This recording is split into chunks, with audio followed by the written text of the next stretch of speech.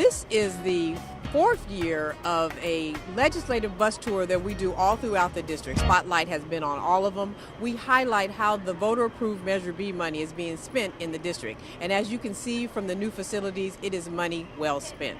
And much of that money is actually being utilized for local business as well. So a number of the projects will see that over 75% of the contracted dollars were utilized with local Oakland businesses. So the district is really stressing the fact that they want this Oakland voter-approved money to stay in Oakland. Director London arrives Oakland style on her green, efficient bike. Well, my bike is orange, but technically it is very green, yes.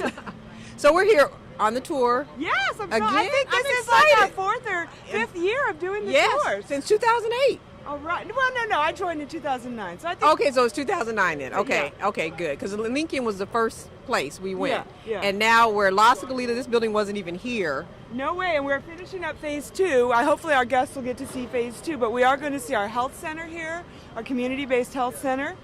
And we're going to be going out to Madison, Urban Promise, and Havens Court, all great schools in the middle and east side of our city where we have done amazing work and amazing education goes on every day. Now tell us, this theme of this trip is the tying all in the design, how the design ties into the full service community schools initiative model. So just tell us a little bit about how that's working on these projects and what we'll see on the tour. Well, the whole idea of the full service community schools model is to make sure that we are meeting the needs of the whole child. So if you were to, when you go into La Escuelita, we have a full service kitchen that will in time become a community kitchen as we build out our nutrition services master plan, and we're hopefully going to be retrofitting a lot of our schools around kitchens and cooking.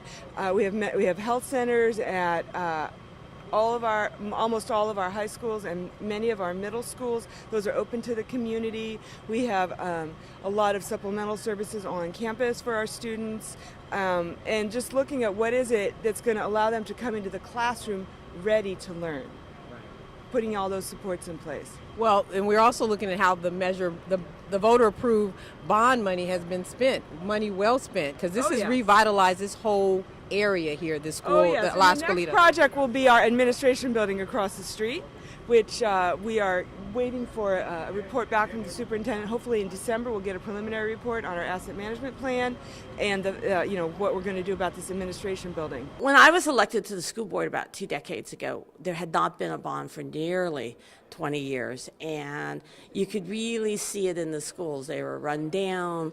We hadn't done any earthquake retrofitting, and they were dark and dingy, to be honest. And so you know that they had an impact on the kids. And we started the first school bonds in the first few years when I was a school board member, and we had to get city approval on fees. We had to convince the voters that was an important investment. And so at that time, the schools were overcrowded. Many schools had to be year-round, and many of them were just unsafe because we hadn't made improvements. So every year, now that we've had 5 bonds and that the community has invested again and again in the schools, I'm really proud because there's not a dingy-looking school in the city. How impressive it is that these schools in the East Oakland area are now having this type of modernization in the community. Well, Sean, this is what it's all about. We just left Madison. We saw 8 students there with Dr. Taylor.